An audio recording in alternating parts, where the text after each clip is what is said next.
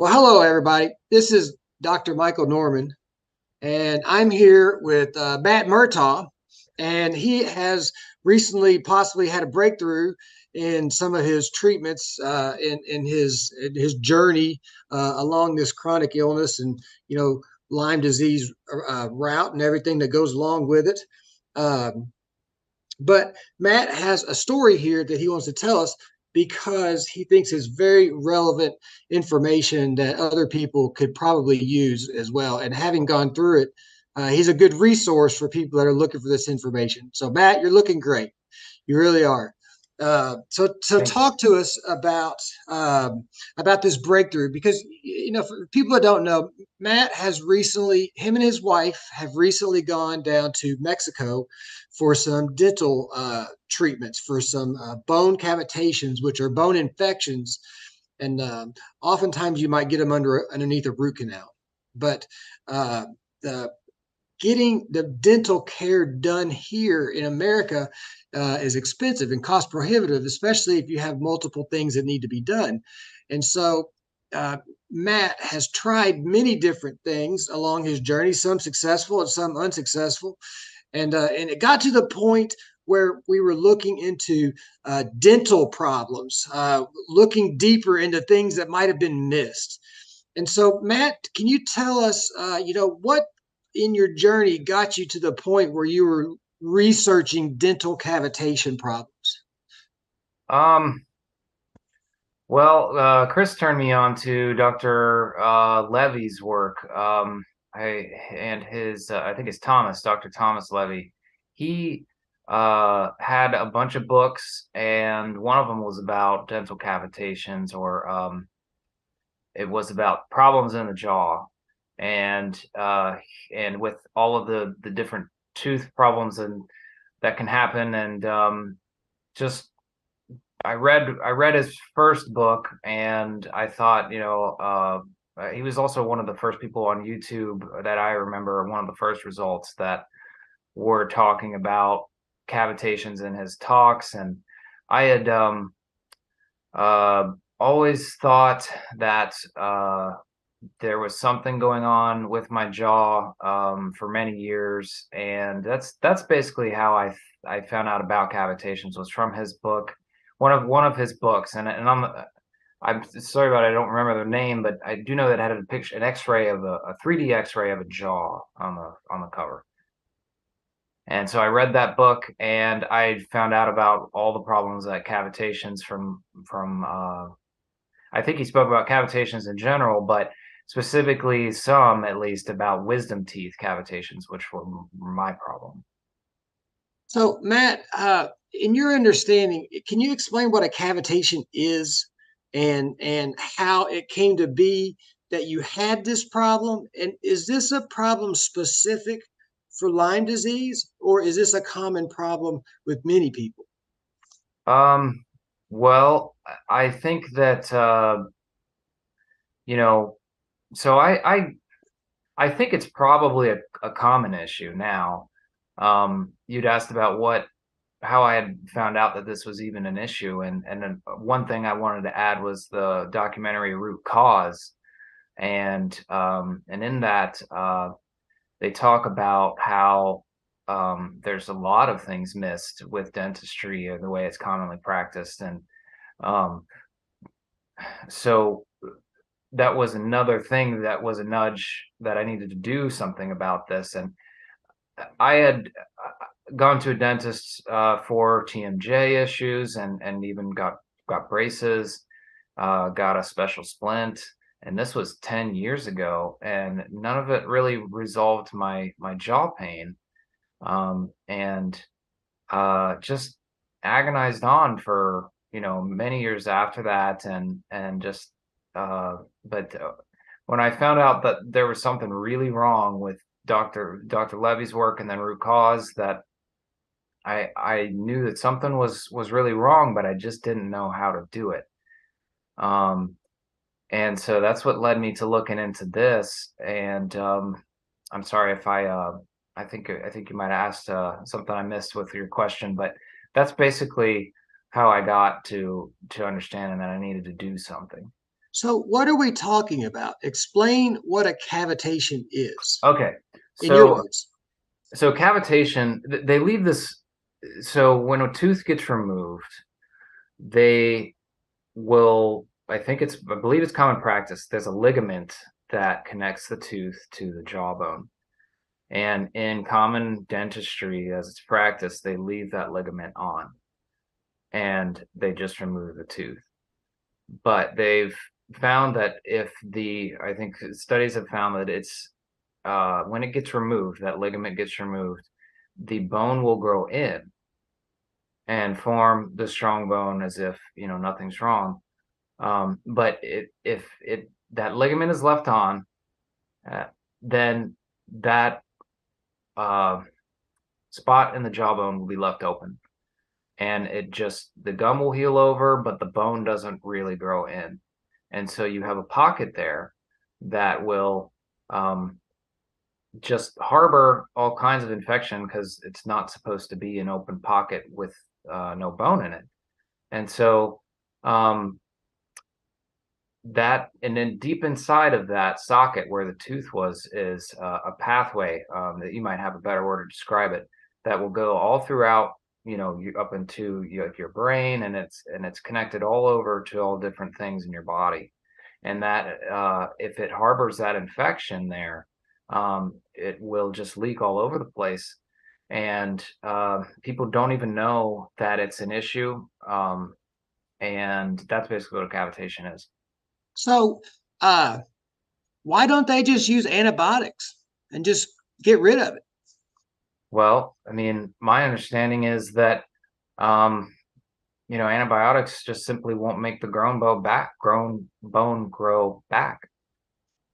You still will have a pocket there that is just like trying to think of a way, something, an easy way to put it, but it's just if you had basically an infected tooth, you would think, oh my God, I got to do something.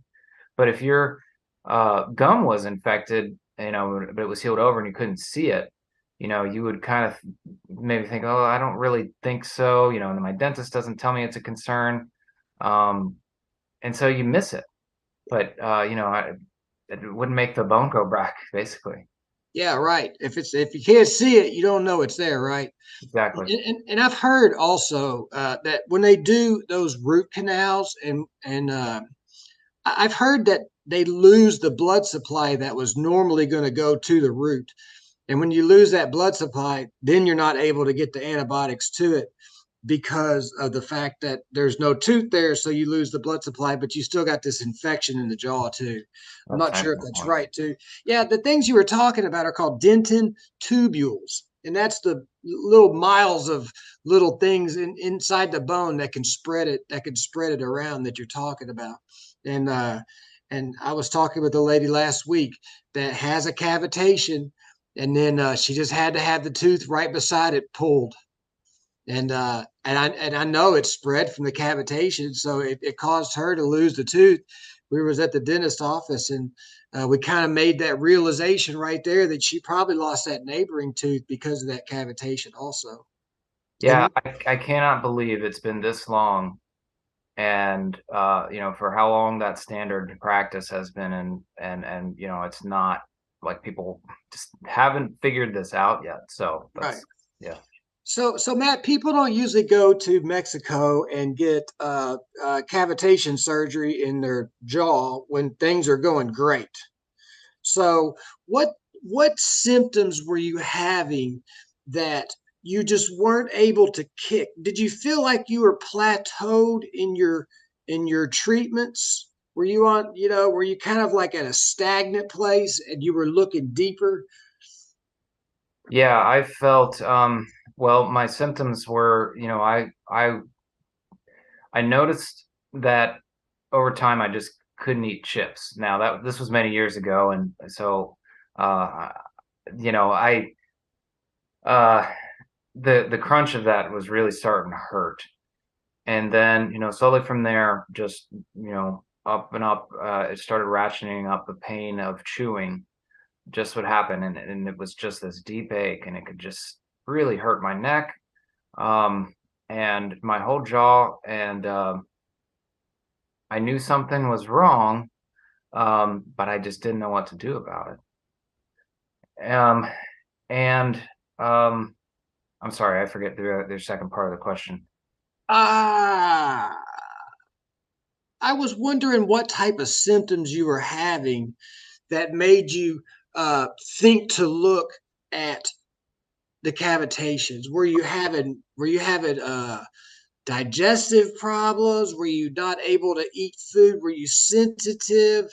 Were you having weird infections in the body that didn't make sense? What was going on at the time when you said, let's look into this cavitation stuff? Um, I had a lot of symptoms, and but I definitely knew that the jaw was a problem just because the amount of pain was just crazy. And um, I was plateauing on, my healing journey, and just didn't know what else to do. And you mentioned those tubules, and I think that was something covered in the documentary Root Cause. It just made complete sense to keep looking into it and never forget about it. I mean, and that was pretty much it. I could say some more stuff that I I I, I tried other things, and I just, and so I decided, well, okay, I'm gonna the first step I'm gonna do here is go look and get an X-ray. Well, not just an X-ray, a 3D cone beam X-ray. Okay, so that was my first step. This was several years ago. Um, the 3D cone beam is a different kind of X-ray that Dr. Levy talks about in his book, Dr. Thomas Levy, and he just talks about how that will find things that a regular conventional X-ray will not. Okay, so that was my first step. I went and got my 3D cone beam X-ray, and it showed that I had problems there. But when they gave me the price, I had sticker shock because I didn't know how to do it. And so I carried on for 2, 3 more years, and just struggling and struggling, and didn't. And I thought, you know what? I mean, there's got to be a way to do this. And I just started to network with our group online, with the our group here on Rumble, and got a name of somebody. And then I said, well, okay, I'm going to contact them. What harm is there in sending one email and just asking how this goes? And customer service is not something that's foreign to anywhere, and so people are, and I'll just let that kind of guide me. And so I started there, and the rest, I can describe a little bit more, if you want me to. Um, so I think they also call that a CBCT, a cone beam computerized tomography. That's right, yeah. Yeah. And so before we get into what happened down there, just give them a hope shot. How's your jaw feeling? It is better. Yeah. You It is feel like better. it's on the mend. Have you Yes. noticed any change in the cognitive thinking, or other than pain? Have you noticed any other changes that might have been surprising? Well, it's the surgery was about 3 weeks ago. um they told me it would take about 6 months to fully heal. um Now, I can't say I feel a lot of difference, but because I just still think it's healing and it's going to take Mhm. time. Um, I what I feel fantastic about is that I know there aren't 4 infections of necrotic tissue in my jaw, which they did find, and you know, um, that's what I think about and makes me feel better. Yeah, You you know, can't get better when you got hidden sources of infection that you can't get to. This had to be done at some point in the journey, or else you would just sit there at plateau. exactly. It's one of those things that you just got to do it. If it's there, you could waste a lot of time and a lot of money and a lot of quality of life trying to get around doing what you did. That takes a lot of guts to do that. And so thank you for being here talking with us about it. And so I'm going to talk about the experience then. When you were doing your research, how many places did you look at? Um, it's probably generally about a dozen. Oh, wow. Um, Sent a lot of emails to different places, and so basically, I'd heard people would go to, say, Costa Rica, and so I did a Google search on all the dentists and biological dentists in Costa Rica, and then I would just send them a general email like, um, "Do you do cavitation surgery?" And and then I looked at I would do a search for one name that I had gotten, two names I think that showed up in a search or from a recommendation from someone, and then I would send them an email and just see how they responded. That was it. I mean, it's a harmless email. Mhm. What's going to happen, and just take it from there. But then I only got about 3 to 4 responses. Not everybody responded, or not everybody would do it. And what all? So you said you looked at Costa Rica and you looked at Mexico. Uh, what were the pros and cons that made you decide to go to Mexico? Well, I didn't know this at the time, so I decided to a dentist in Tijuana. His name was Dr. Lagos, and he was fantastic. What Uh, was the clinic? um, the Center for Biological Dentistry. Okay. Yeah, Dr. Ezekiel Lagos. Um, Now, there is a another town I became aware of after the fact, that I would have looked at more, and that's called Los Algodones, I believe, which is across the border from Yuma, Arizona. Okay. And but basically, the price was what brought me into Tijuana. And now I know a lot of people would probably say, well, wait a minute, there's probably a lot of people that want to scam you because they're going to say that they are a low price. Well, so coupled with the price was researching him, checking the reviews. The reviews were all good, or maybe there was one that was sort of mediocre. And I thought that was really good. The correspondence with the office was just so well done. Hmm. I mean, that lady did an amazing job. His office manager, and just made us feel really comfortable because the thought of Tijuana scared me, and anybody I basically wanted to talk to about it, almost, except for those people that just were gonna find a way or help me find a way, and I'm so glad I did. Um, but reading the reviews, the correspondence with the office, I printed out my treatment plan from my dentist here and sent them that. And I said, hey, how would you do this if I were to come to you? They gave me the exact same treatment plan and with a quote of what they were going to do. And I was like, oh, wow. I mean, this is a great price, but I had to feel really comfortable about going there, and they came through, definitely came through.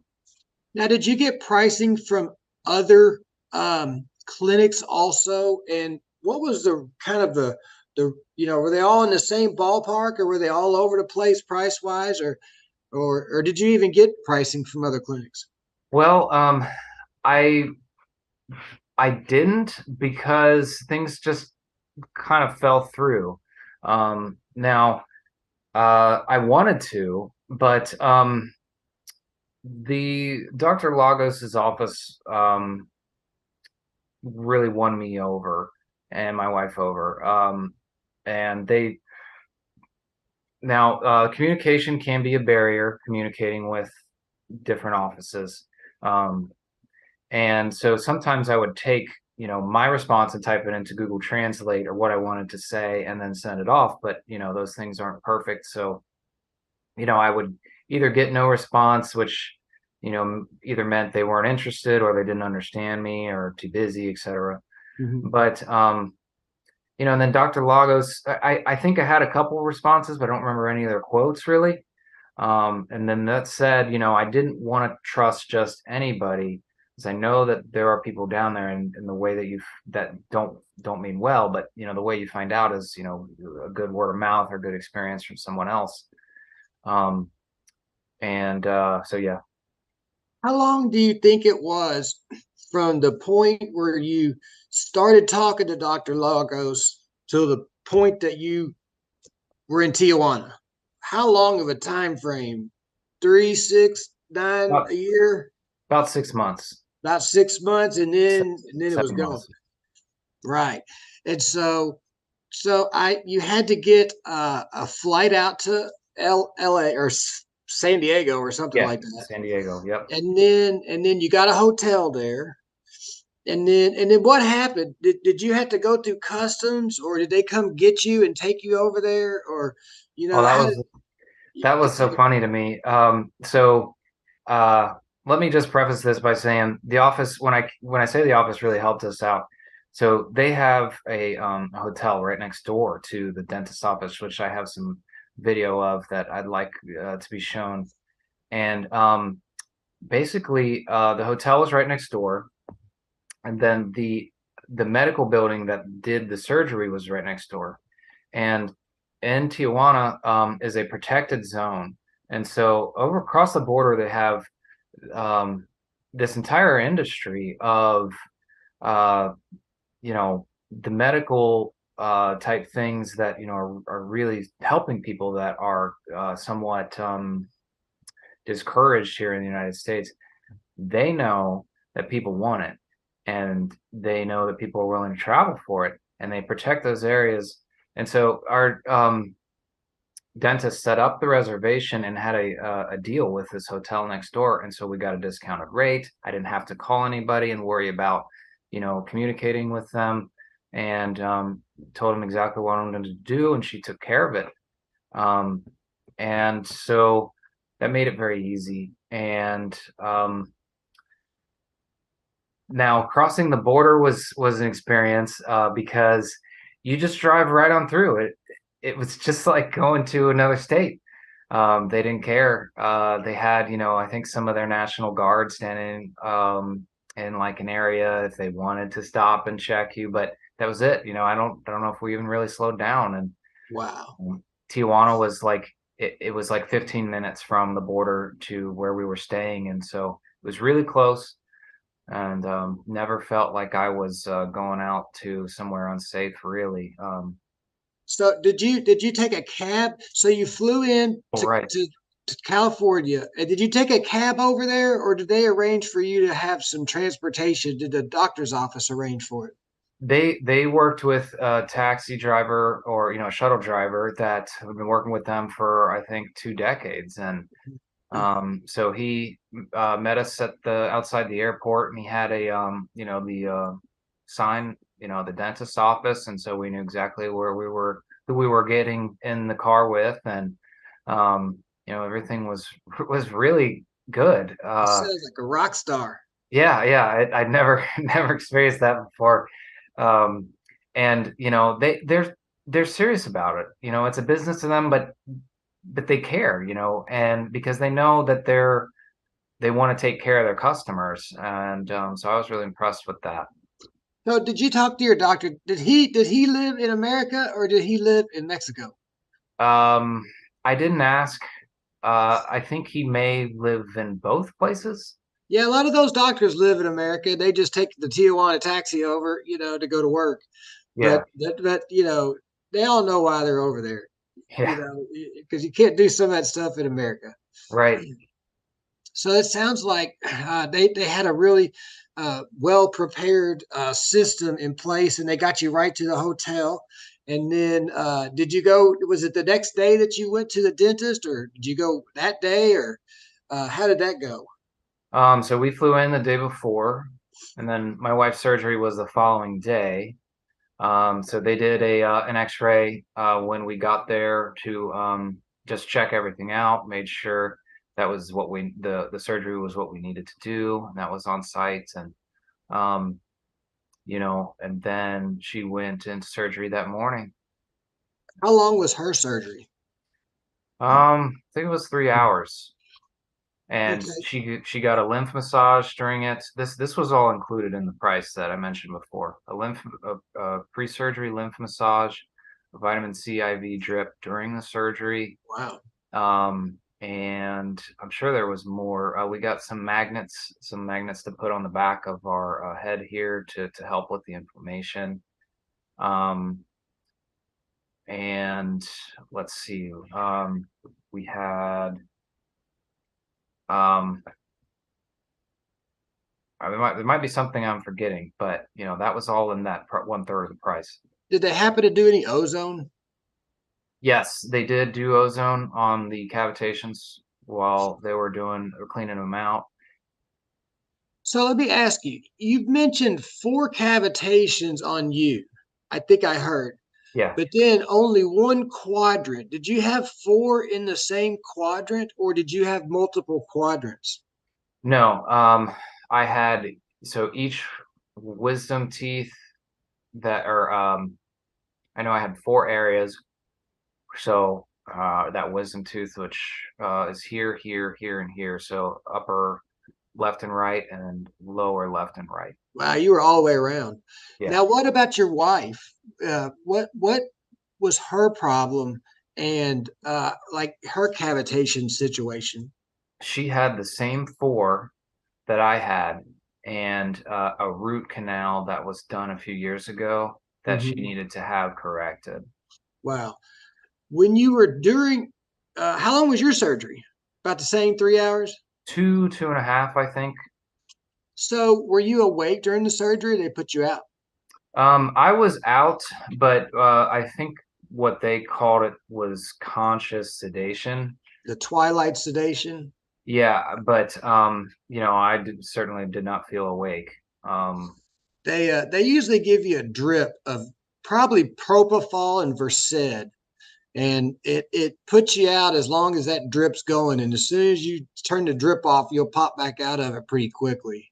yeah, So yeah, kind of like a colonoscopy.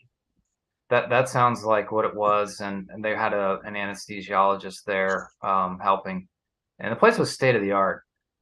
I Yeah, mean, wasn't shady and dirty in the back alley or nothing. absolutely not. I mean, You and know, I want to show the video of what the place looked like in the building, and a little bit of the hotel because um, it was as clean or cleaner than any dentist I've been to here, and I've lived in the United States my whole life.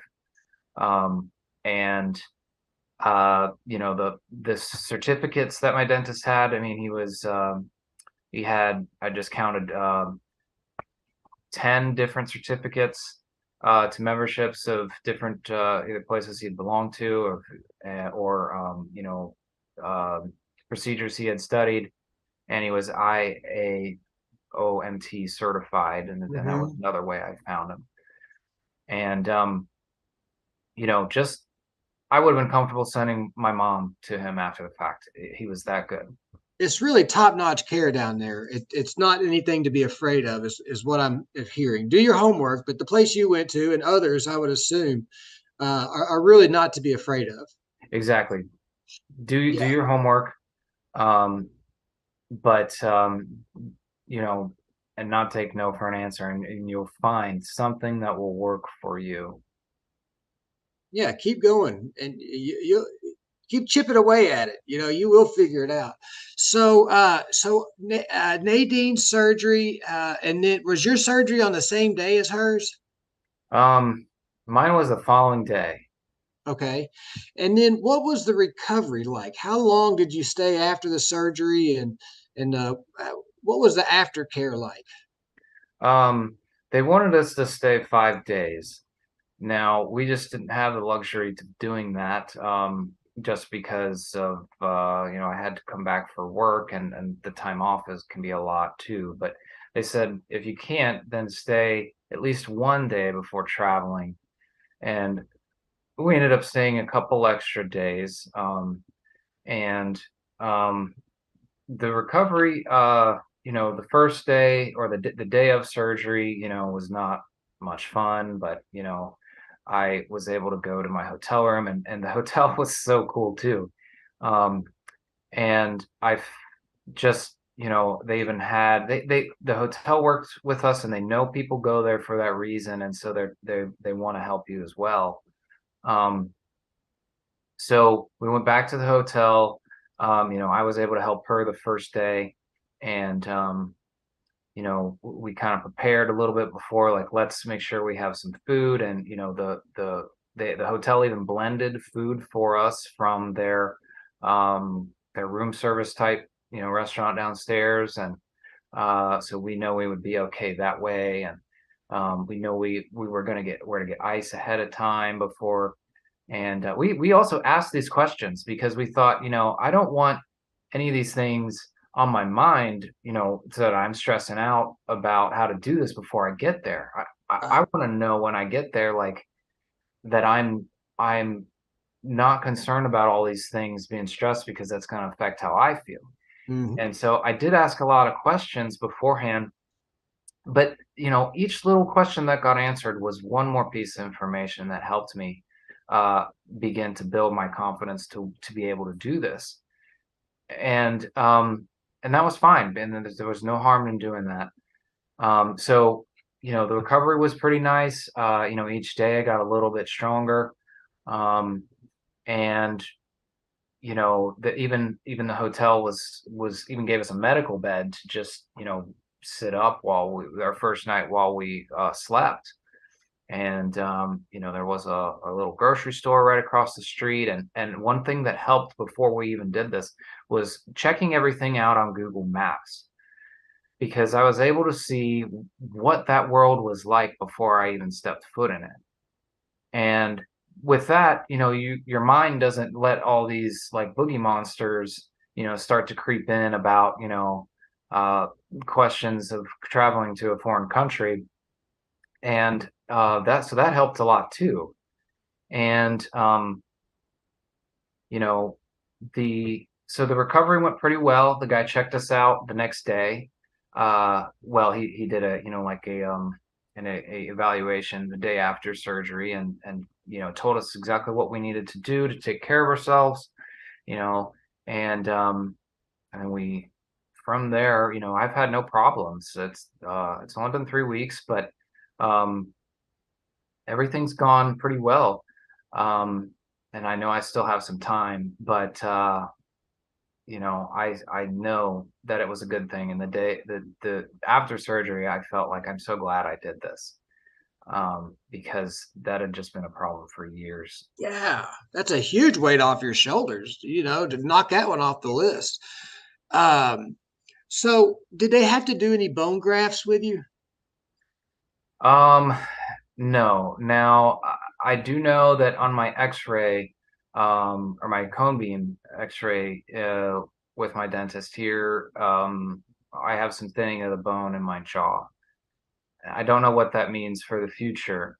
Now, um, that's still something I got to get checked out, probably. Yeah. Um, so after the surgery, uh, what did they have, like some stitches in the mouth where they did the surgery, or um, how did you have to take care of that stuff?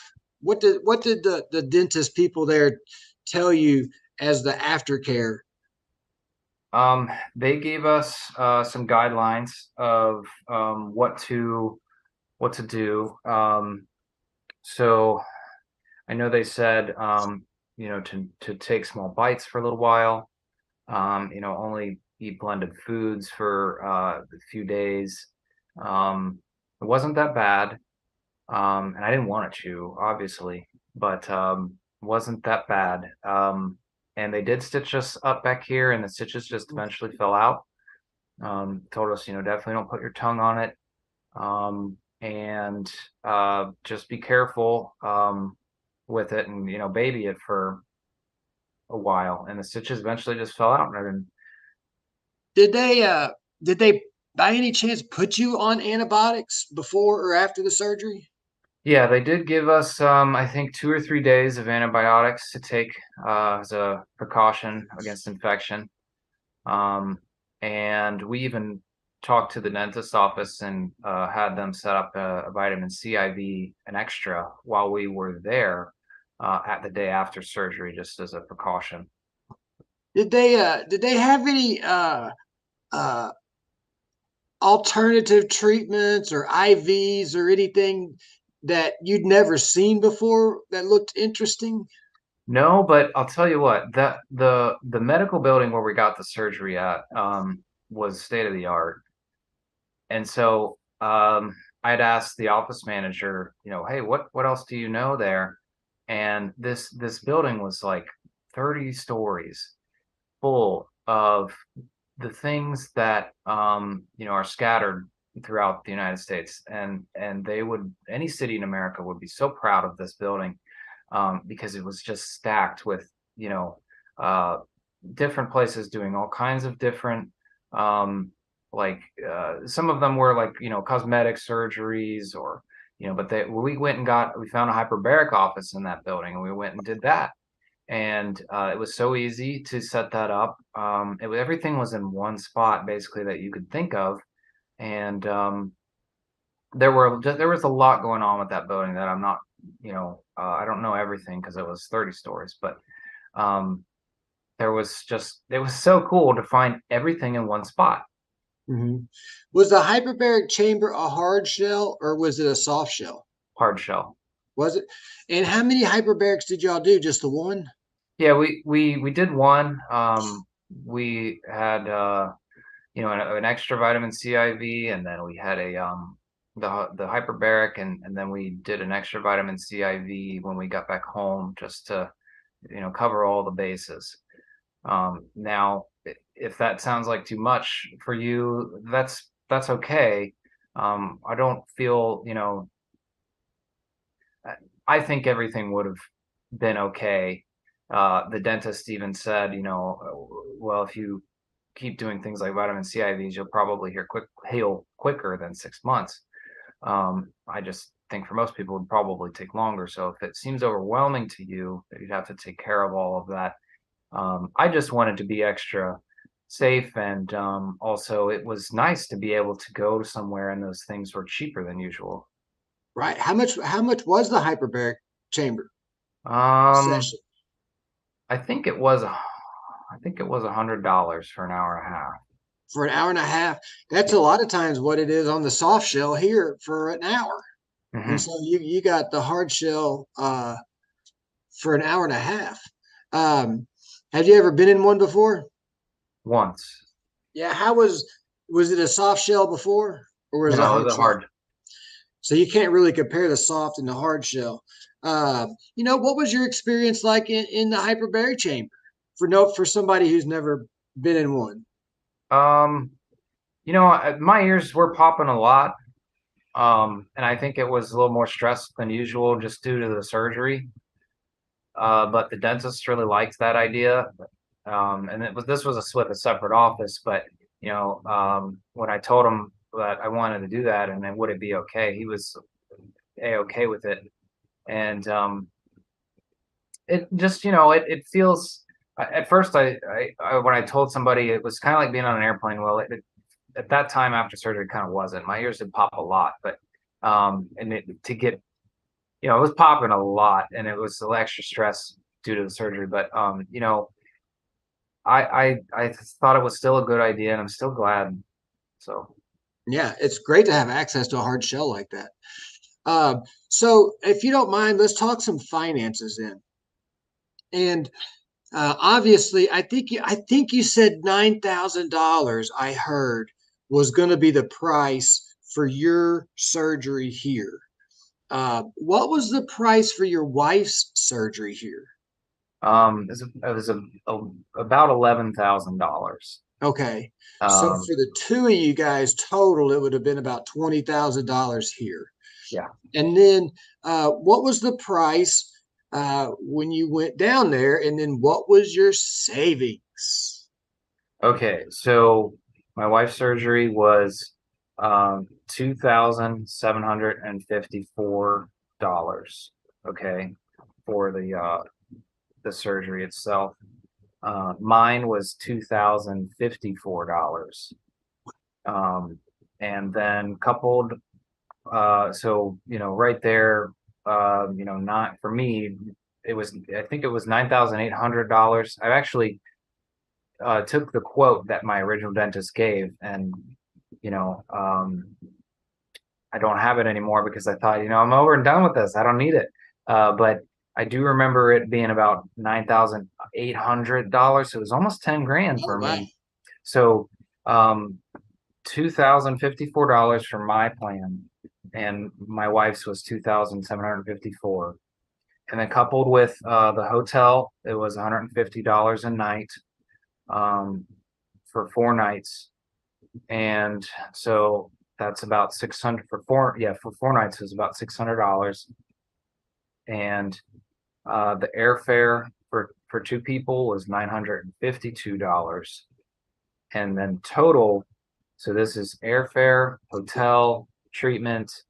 It was there's $6,367.64. That's like 75, 80% off Yeah, by taking that long route over there. What yeah, does that save you like $15,000 for the yeah, two of you guys? I mean, that's a car. yeah, yeah. That goes And a long ways when you've got to have a big chunk of money, especially when you've got two people. It seems like a really good thing that you did and went down there on this trip. Now, is there anything you would have liked to have seen different? mm, I mean, I just wish it was closer, Yeah. you know, because Yeah. I would go back for sure.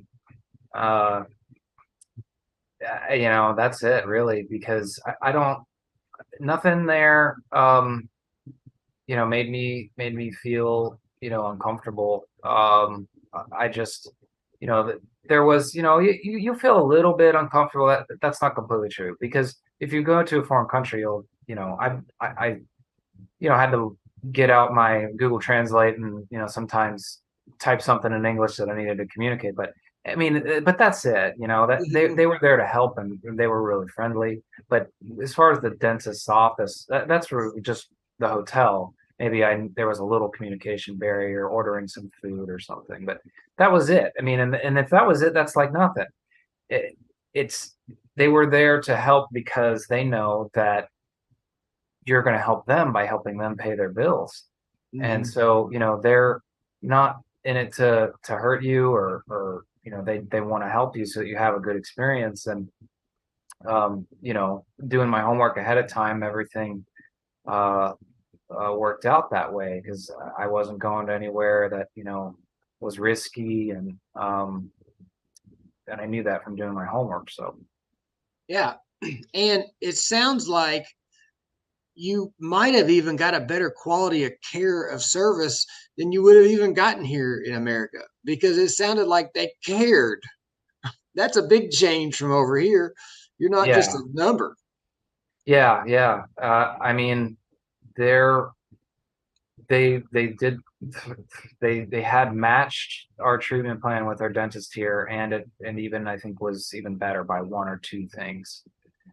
And so there was nothing missing on the treatment plan. And then when you looked at the bottom line for, compared one to the other, um the bottom line helps a lot too.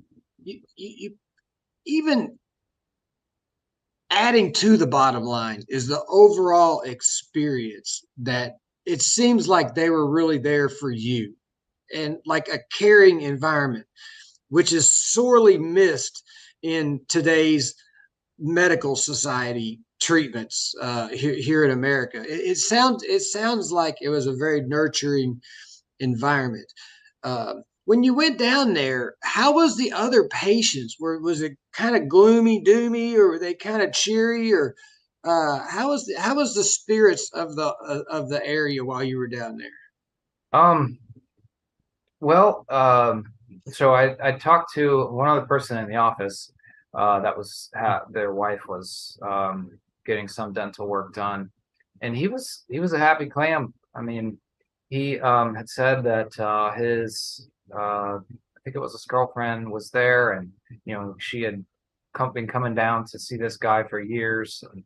He lived in California, um, and he was happy to be there too. And um, for people that live, in the say the Midwest or the northern states, it's not very familiar to know that, hey, I can go across the border and get these kind of things because it just seems so far away. Mm-hmm. But if you say we're in the next this a border state, you'd already be aware of that.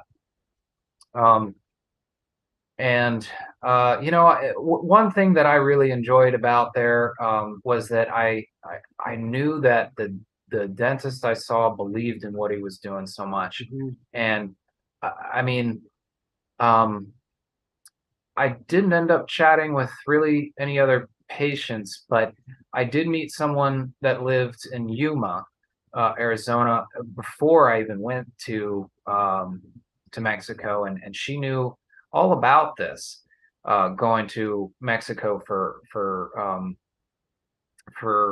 treatments, and that made me just feel so much better. Was that there was somebody that had already done this, and because there's just so much fear that is Mm-hmm. talked to about this, but one thing about I told myself was okay. As far as I know, Tijuana's a little bit cheaper. Um, but if you do your homework and you find the right person, um, you can, that's okay. It's not like, every single person in Tijuana is trying to scam you. And it's also, then there was also fear of people told me, you know, um, well, I heard about this on the news, and I'm like, well, so I did a quick Google search, and it's like, what is Tijuana known for? Well, you can find a lot of scary things about Tijuana, but one of the things was that it's one of the most crossed borders. There's a lot of people that come through there, and so you think about it mathematically, um, that one person that got in trouble, was likely making really foolish decisions when they went there. And so you just don't do that. You stick to where you're supposed to be, and everything's okay. You relax because it's not this terrible place. And if you go looking for it, I believe that if you go looking for something, you might find it. So you make sure you make smart decisions while you're there. And but then the other thing was that I'm sorry, I'm getting a little off the my train of thought here, but uh, Good.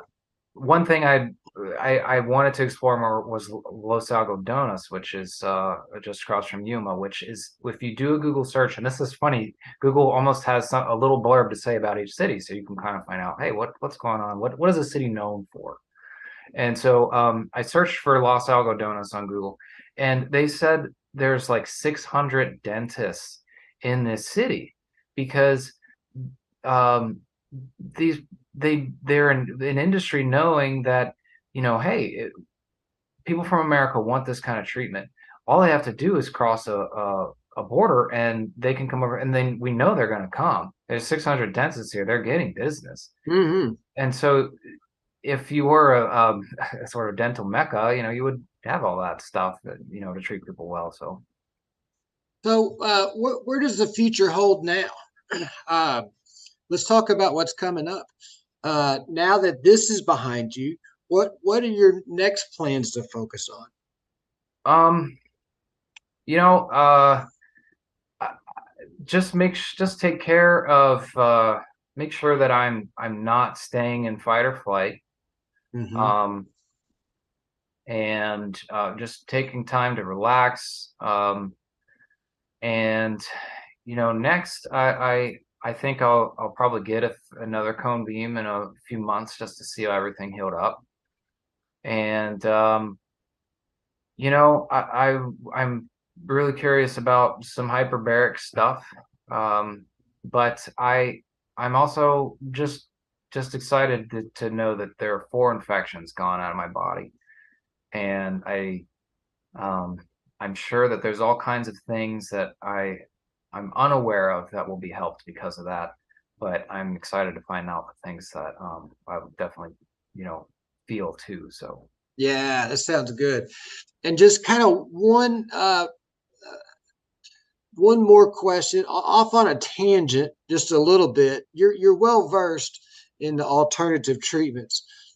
Is there any one or maybe two treatments outside of this that you have found worthwhile, or if somebody is stuck in their healing journey, is have you got any tips for them, any treatments that have worked for you, or anything you've been around, outside of the cavitation? We're just picking your brain for some jewels. What else has been helping you, or do you I love believe in? ozone. I think the insufflations and the breathing through an olive oil bubbler are Mhm. helpful. And it doesn't always have to be full blast. In fact, I enjoy that when it's at a lower pace, and that's also there are also affordable ways of doing that that don't cost a lot. And so, um, always looking for a way to make it work for you is what will help you. Um, and I really found castor oil packs helpful too, and that's been another affordable thing that I've done on a daily basis. And I And do could, you do you put those over your liver, or what do you do with them? yeah. So there's a pack on. I bought organic cotton one from Amazon, and um, just it's already pre-made one that I'll wear around either my stomach or my liver. As long as it's on my midsection, it seems to do the job, and I'll wear that every day, and that's helped me. How long a day do you wear it? I usually wear it before I go to bed and all the way through the night. That's me. I find it comforting. For other people, they may not need that long. Does it stick to you, or does it get oily, or how's that It work? it does get oily, but you know, it I just will wear some old t-shirts over top of it, and that does a decent job. But it has, gotten on some things, but I've told myself, hey, I love myself more than some clothes that I'm going to ruin, Yeah, right. because it's not worth suffering or feeling bad over. I just find the clothes, and I've gotten pretty good at getting some oil stains out of stuff, so but it's okay. So you alluded to something just a second ago, and I'm going to pick your brain on it. And you were talking about ozone and breathing ozone, and you said that there's some inexpensive ways to do that. Can you elaborate on that just a little bit? Yeah. So there's a small ozone generator that you've helped me out with. Um, That's this one. This is the Aqua 8. From 8 yeah, is the ozone. yeah, yeah, and that one with a little, I believe it's called a pediatric uh, dial um, Regulator. regulator. Yeah, Yeah, for the yeah, oxygen flow. yeah, and that one costs what, like $150. Uh, Maybe. yeah, Yeah. and And, the other supplies is it's not very hard. You can get them on somewhere on a website that will sell some ozone supplies, or maybe through you. I'm not. mhm, Yeah, I have that and stuff. yeah, and that stuff. So I've met people that are like ozone is great. I've met people with stage 4 remission of cancer that Wow. would do the ozone. Now they didn't just do the ozone to get their remission, but they were. This one guy told me he was like, do the ozone. Um, and so, you don't need a big $1,000, $2,000 machine to do it. You can find a way. And yeah, that's been a great help. That's great. Is there anything else that you'd like to tell about the experience that maybe I didn't ask you questions on? Um, Belief in yourself is so important, even if you don't you feel it. Um, you can think of, like I've felt, so poor at times where, if I wanted to feel terrible, I could have. And yes, I had every justification to feel that way. Um, but don't ever give up. Yeah, no, right. I agree.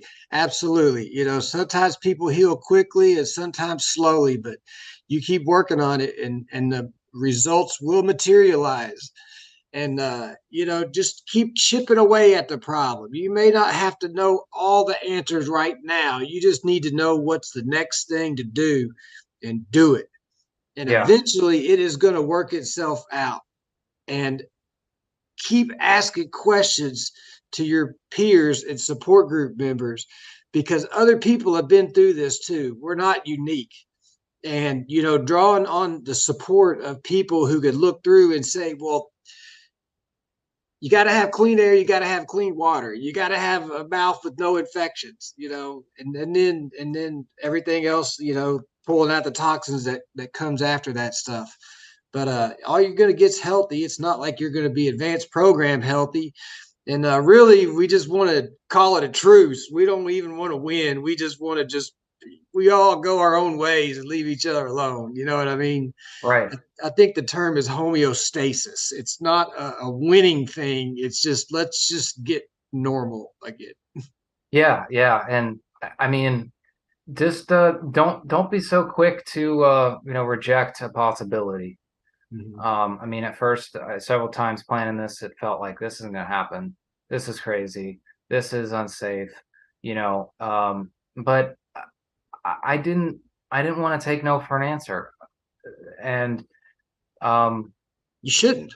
yeah, No, yeah. I mean, it's my life. but you're What? Why? right. Yeah. There's got to be a way. Yeah, and you figured it out. You And know, it's been part of what we've been building here as a community to help and support one another that you've been a really helpful part of too. And yeah. you know, you helped along this way just to even suggesting the idea to me. So thank you. Man, yeah, no problem.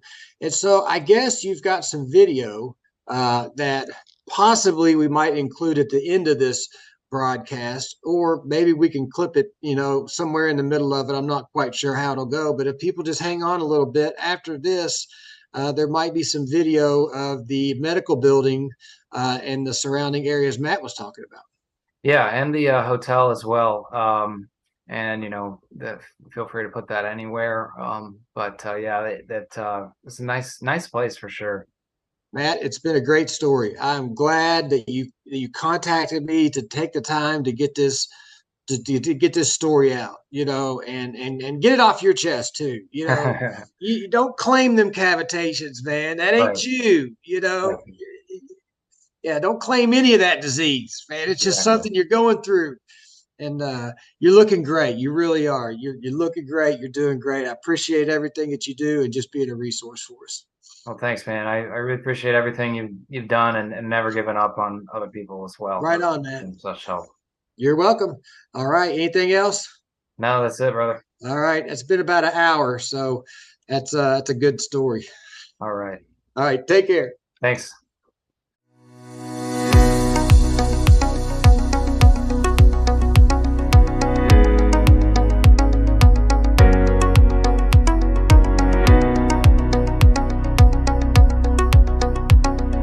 Here's the medical building where Dr. Lagos is inside of this giant building.